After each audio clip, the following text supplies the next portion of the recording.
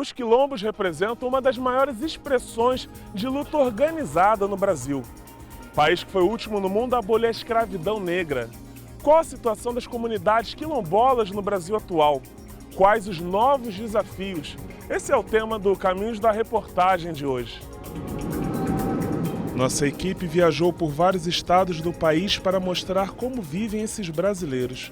Fomos a comunidades rurais e urbanas, pesqueiras e artesãs, para descobrir como elas preservam a sua história. Na Bahia, descobrimos comunidades favelizadas e na fronteira sul do país, nos Pampas, vaqueiros que mesclam tradições gaúchas e africanas. Mas afinal, o que é ser quilombola no Brasil hoje? Na realidade, para mim, ser quilombola é ser um brasileiro que ajudou a construir essa riqueza, né, e não pode usufruir dela. Então, o orgulho que eu tenho é que lá, quando eu falo que eu sou filho de quilombola, abre as portas para mim. O quilombola urbano está na cultura da capoeira, está na cultura do samba. Aqui a gente considera tudo uma irmandade. Eu acho que se define assim, né, por região. Tu pega a região, aqui dentro do Rio Grande do Sul mesmo, tu vai encontrar umas 2 ou 3 regiões que são diferentes, totalmente diferentes. Nós somos quilombolas, somos irmãos, né? Mas a cultura é diferente.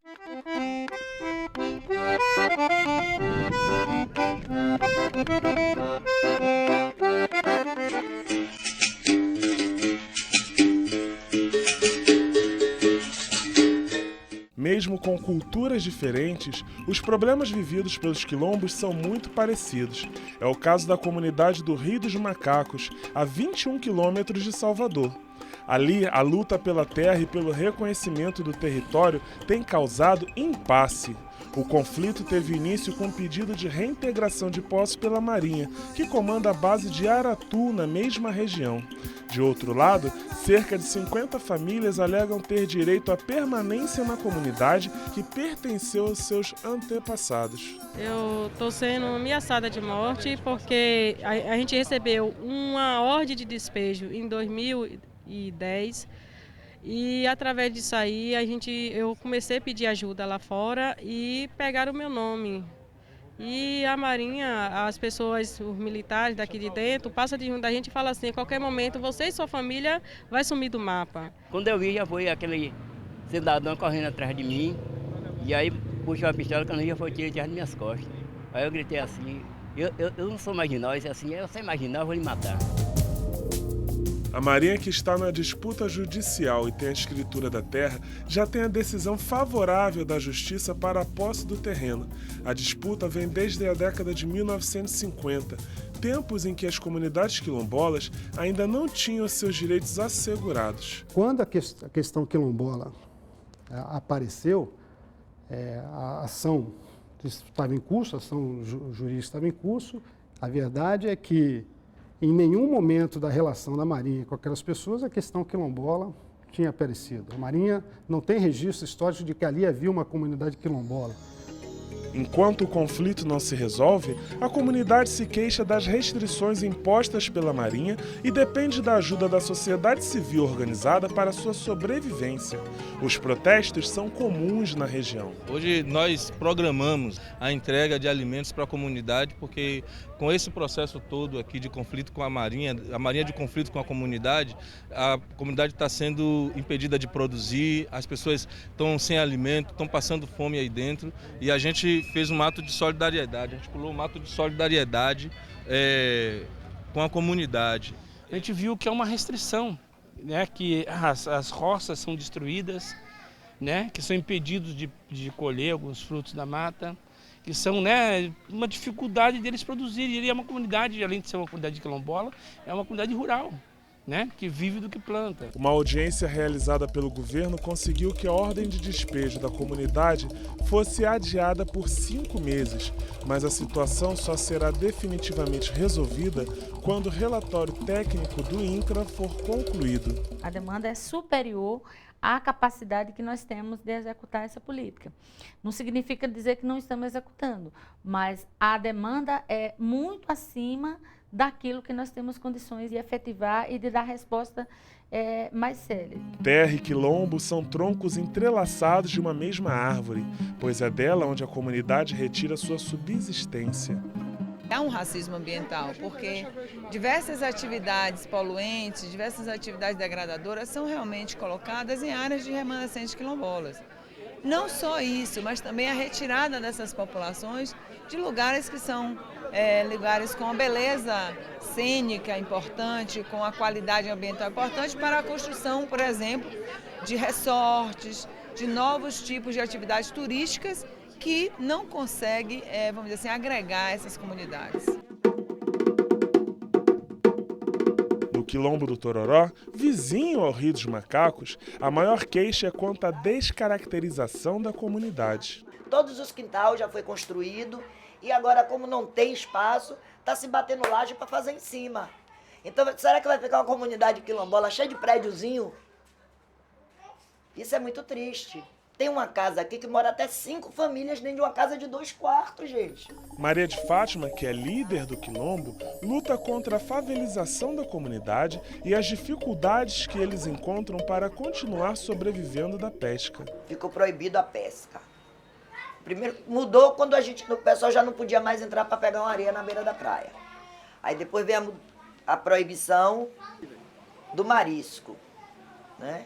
Aí foi fechado um muro, eles fecharam a praia, né? Então aquela praia ali é exclusivamente dos oficiais e de suas famílias. Ninguém pode entrar naquela água. Aí depois a gente não pôde mais colher nossas frutas, porque aí eram roças, né? A Marinha tirou, não pode mais. Nós vivíamos aqui do quê?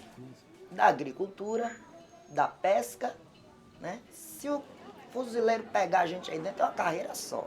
E sempre nas canelas, né? Porque se pegar, leva preso para Piripiri. O comandante responsável pela base naval de Aratu nos conta que a disputa é antiga e data desde o fim da Segunda Guerra Mundial, quando o terreno foi usado pela Marinha Americana e depois devolvido à União. Desde então, eles têm planos de construir um complexo naval naquela área. A Marinha, em suas fiscalizações, constatou que havia ocupações irregulares. Então a Marinha cadastrou as pessoas, a Marinha reconheceu, identificou todas aquelas ocupações, a Marinha verificou qual era a procedência daquelas pessoas. Então há mais diversas atividades daquelas pessoas daquela área executam e as origens são diversas, né? Então a Marinha foi acompanhando, adotando as medidas administrativas para que elas não se ampliassem e que outras ocupações não chegassem. Existe algum conflito naquela região? Seja conflito armado, conflito de interesses outros? Não, na verdade o que eu entendo que há lá é um impasse. O senhor mora aqui há quantos anos? Olha, a geração aqui já tem mais de 200 anos. Eu tenho 60 anos, sou filho daqui. Minha mãe tem 84 anos, é filha daqui.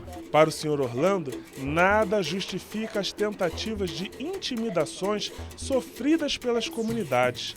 Ele mete a arma na cabeça das pessoas e, como ontem que atirou em mim, se tinha se pegado, já era falecido, viu? E ele sempre continuou essas coisas. A gente plantava, ele proibiu de plantar, mandou tirar a roça, mandou as cercas das roças, que a gente não plantou mais. Eu sei que existem inquéritos, verifiquei os inquéritos e que, na verdade, no final, não ficou constatado nenhuma conduta inapropriada, inadequada dos militares. Então, nada foi provado. A ditadura acabou.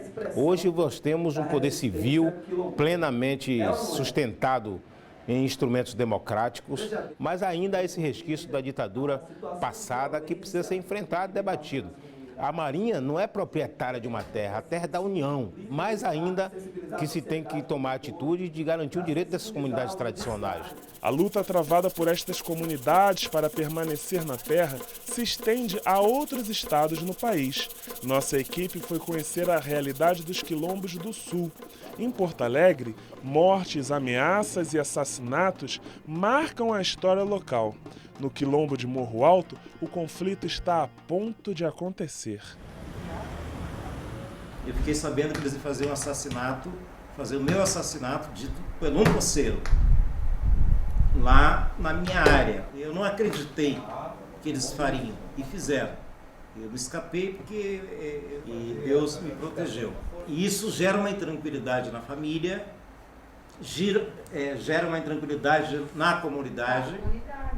a comunidade fica com medo até de se reunir. No caso de Morro Alto, certamente haverá um conflito fundiário, mas por determinação, inclusive da Justiça, o governo federal vai atuar para o reconhecimento da comunidade quilombola e vai começar as notificações muito em breve.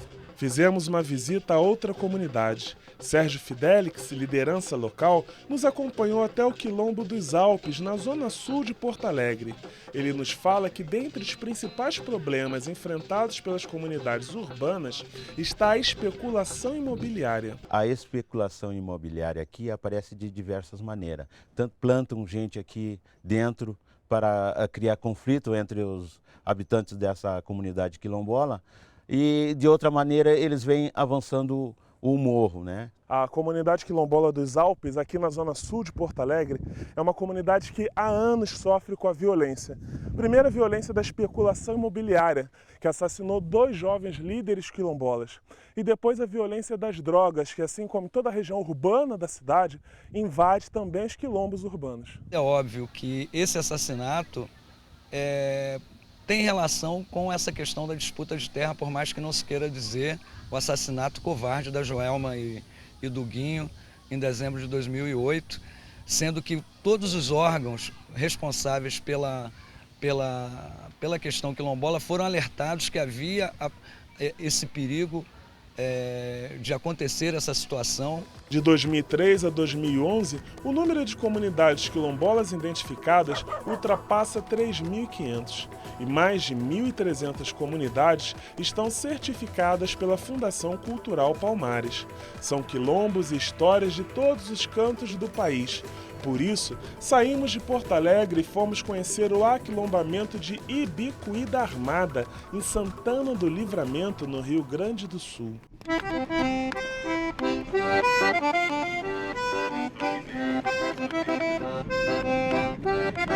A briga pela documentação não acontece nesta região de fronteira, onde os quilombolas são todos pequenos sitiantes e têm a posse de suas terras. Eles esperam que a União reconheça a totalidade de seus sítios como um território quilombola.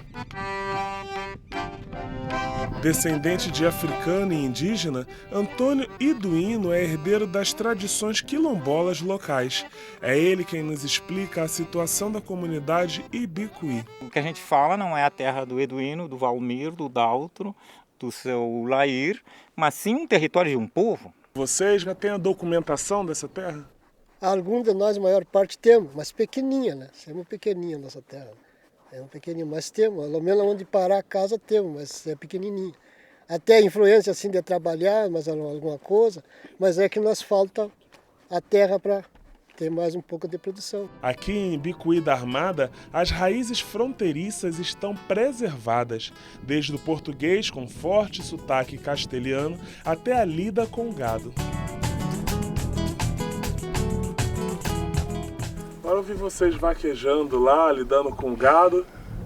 Como se aprende isso? Como vocês aprenderam isso? Os nossos pais.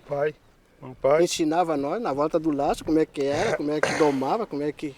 Tudo que ia fazer, tudo era ensinado por eles. Começado pelos pais da gente, né? E tinha que fazer, e era quantia de gado, não tinha luz elétrica, tudo assim, charqueava uma vaca e aquilo tinha que ser com charque. E se arruinasse a carne, tinha que tirar os pedaços que estavam ruins e o que era bom ia para a panela. E assim ia. Agora hoje, graças a Deus, que Deus está nos iluminando, que hoje em dia até luz já temos, graças a Deus. Por isso chamamos a vida de índio vago, vou recordando do torrão onde eu nasci. Uma tradição repassada pelas gerações. É o vaneirão, tocado com a gaita. Na comunidade de Ibicuí da Armada, pais e filhos mantêm vivo um pouco de sua história nas rodas de fim de tarde. Olha, eu aprendi sozinho, nos galpão, entretendo. Hoje não sou gaiteiro, mas pelo menos faço um pequeno floreio. Naquela época chegava uma tropa aí, 600, 700 reis, que tinha um gaiteiro ali, fazia uma festa, todos os tropeiros ali. Depois, outro dia de manhã cedo, era 6 horas, largava a tropa na estrada. E aquilo ficava de recordação, a gente foi criança, então a gente sempre ficou na cabeça, eu queria ser gaiteiro, mas eu nunca tive uma oportunidade, sempre no trabalho, mas ficou naquilo na cabeça da gente. A comunidade também tira seu sustento com a produção de ovelhas. Na região faz muito frio e para se aquecer no inverno, eles aprenderam a lidar com a lã. O pessoal pega a lã, os homens, né, tosam, a gente lava, a gente carta e a gente faz o trabalho no tear. E depois urge aqui para fazer um pala como esse aqui. Nós vendemos nas feiras, vendemos aqui para o pessoal das estâncias, para os fazendeiros, pessoal que trabalha no campo. Isso é uma tradição já de família? É de família, é de família. A comunidade em si trabalha com artesanato em lã.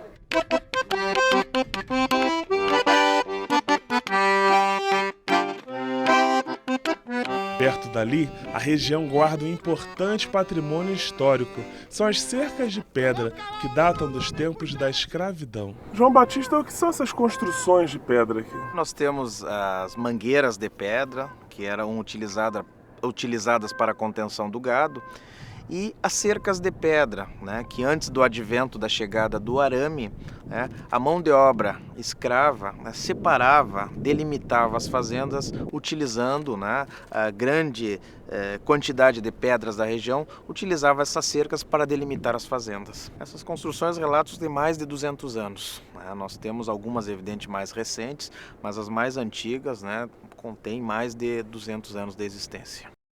O meu avô era filho, ele contava que ele era filho de escrava.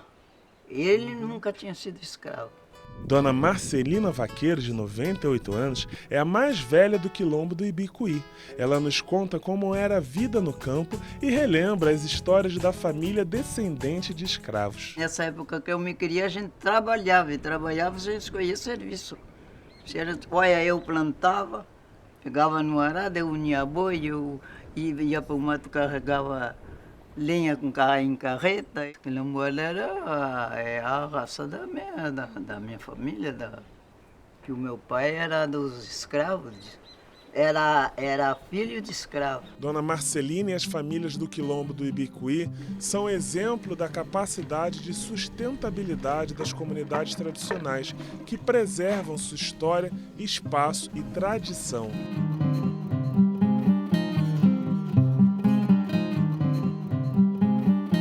No próximo bloco, o Caminhos da Reportagem faz uma viagem no tempo e conta a história da formação dos quilombos no Brasil.